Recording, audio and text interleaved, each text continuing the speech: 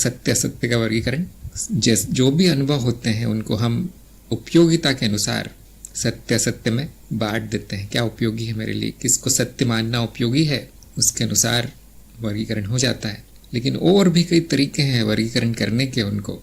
जैसे मैं अक्सर एक वर्गीकरण करता ही हूँ कि 3 तरह के अनुभव होते हैं हमें, जगत का, शरीर का और मन का।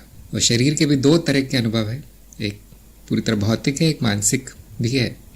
तो इस तरह से इंद्रियों के आधार पर वर्गीकरण किया जा सकता है अनुभव का, कि कौन से इंद्रियों से वो मिल रहे हैं। जगत के अनुभव भौतिक शरीर पर जो भौतिक इंद्रियां हैं वहाँ से मिल रहे हैं जगत का अनुभव। शरीर का अनुभव आंतरिक इंद्रियों से भी मिल रहा है और मानसिक इंद्रियों से मन का अनुभव हो रहा है। तो ये एक बहुत अच्छा वर्गीकरण है।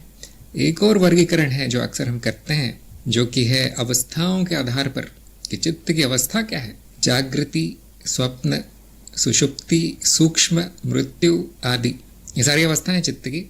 और एक और अवस्था है कारण अवस्था, जिसके बारे में बहुत कम बोला जाता है। इस तरह से अवस्थाएं हैं।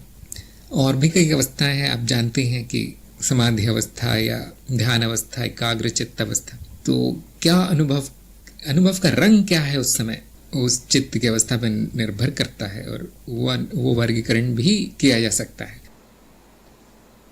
एक और वर्गीकरण का प्रयास किया जा सकता है, जो है कौन सी परत सक्रिय है, अधिक सक्रिय कौन सी परत है। वो वैसे अनुभव होने लगेंगे जैसी परत सक्रिय है। मान लीजिए केवल रक्षण भक्षण प्रजनन ही चल रहा है, तो मतलब शरीर सक्रिय है और 1-2 और परतें सक्रिय है, तो वो अनुभव उस तरह का होगा। यदि बहुत भावनात्मक है व्यक्ति, सारे अनुभव भावना के रंग में रंगे होंगे। अगर भोगवादी व्यक्ति है तो उसको बस वही दिखाई देगा, कहाँ भोग मिलता है कहाँ नहीं।